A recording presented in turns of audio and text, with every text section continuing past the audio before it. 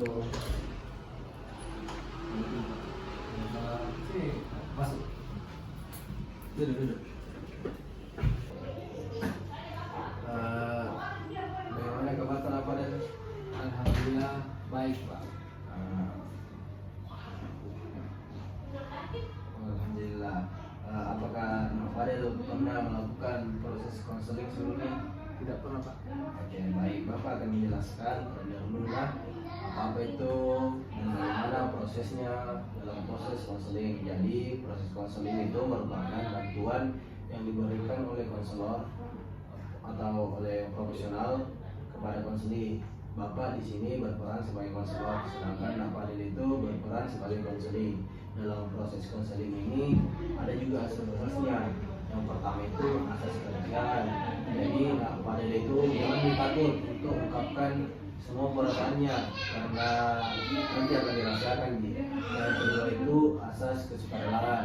Jadi di sini Pak Fadil bisa dengan sukarela menceritakan apa saja masalahnya. Dan yang ketiga yaitu asas keterbukaan. Jadi Pak Fadil bisa cerita semua apa saja masalahnya, bisa terbuka kan apa saja yang mau diceritakan. Dan yang penting itu juga harus tahu Fadil bahwa proses konseling ini konselor hanya membantu konseli untuk menemukan alternatif untuk memecahkan masalahnya sendiri. Ya konselilah yang bertanggung jawab dalam keputusan yang diambil. Oh jadi seperti itu proses konseling. Sekarang saya sudah paham Pak. Ya, nah, pada pertemuan ini kita juga dibatasi waktu. Jadi kita manfaatkanlah waktu yang singkat ini dengan baik-baik. Iya Pak.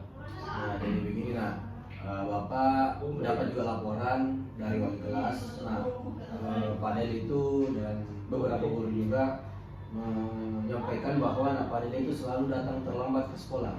Iya betul Pak. Coba ceritakan dulu kenapa Fadil selalu datang terlambat ke sekolah. Biasa Pak. Macet biasa. Tapi memang Fadil berangkat ke sekolah jam berapa kan?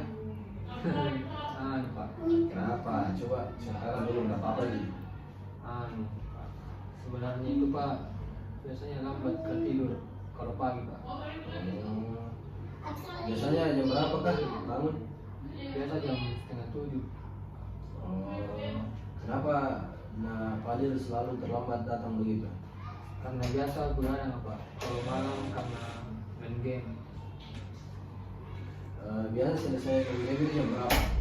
Biasa jam 1 pagi Pak atau jam biasa juga keliruan nggak sampai jam 2 Pak. Jadi kalau boleh coba Fadil ceritakan dulu apa yang dilakukan kalau misalnya pulang dari sekolah. Biasanya itu Pak setelah pulang sekolah saya ke warungnya ibuku Pak untuk bantu jaga toko. Saya di sana itu Pak sampai jam 10 malam dan setelah itu saya lanjut kalau sampai rumah saya biasa lanjut main game Pak sampai tengah malam. Baik, jadi Fadil di sini sering terlambat ke sekolah karena harus menjaga warung. Contoh, Iya tuh Pak. sampai malam dan setelah itu lanjut main game sampai dini hari. Akhirnya bangun terlambat sampai pagi, betul? Betul Pak. Tapi Fadil ini tidak dibangunkan oleh orang tuanya, kalau misalnya pagi atau pas malam. Orang tua aku tuh Pak harus ke warung saat jam 5 pagi Pak untuk siap-siap buka warung itu Pak. Terus soal alarm itu tuh Pak biasa aku setelji tapi cuma biasa tidak ngerti Pak kalau bunyi. Mungkin karena tidurku itu terlalu enak Pak. Gitu deh. Iya Pak. Kalau main game biasa Fadil main game dengan siapa? Biasa Papa sama teman laki-laki itu Pak di kelas. Setiap malam begitu. Iya Pak. Bapak mau tanya sama Fadil, betul itu yang Fadil lakukan? Iya Pak. Apakah Fadil mau begitu terus datang terlambat? Tidak Pak. Nah, apakah apa ada keinginannya Fadil untuk ubah itu kebiasaan terlambatnya? Tentu ada Pak. Nah, Fadil sudah tahu toh apa yang menjadi penyebab utama Fadil terlambat? Iya Pak. Apa beda? Pak, sering kebablasan kalau main game sampai larut malam Pak. Nah, itu juga dari apa yang dikatakan tadi. Fadil itu dapat simpulkan bahwa anak Fadel ini sulit ki dalam memanajemen waktunya, mengatur waktu di rumah, sehingga membuat anak Fadel itu selalu datang terlambat ke sekolah karena tidak ada kegiatan yang menjadi prioritas anak Fadel. Oh begitu Pak. Jadi apa yang harus dilakukan Pak? Nah, coba nak Fadel pikirkan dulu apa solusi atau tindakan apa yang sekiranya nak Fadel lakukan untuk memperbaiki mengubah kebiasaan nak Fadel datang terlambat ke sekolah.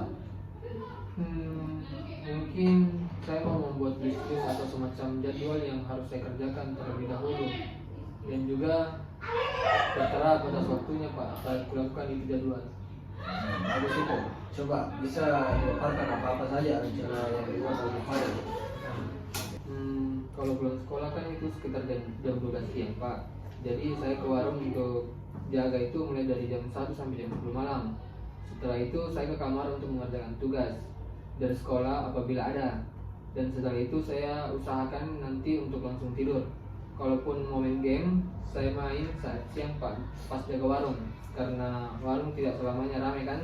Jadi kalau waktu kosong itu saya gunakan untuk main game Pak, agar tidak main game lagi saat larut malam. Bagus itu nak Fadel yang sudah direncanakan. Iya Pak. Nah, kapan nak Fadel mau realisasikan ini?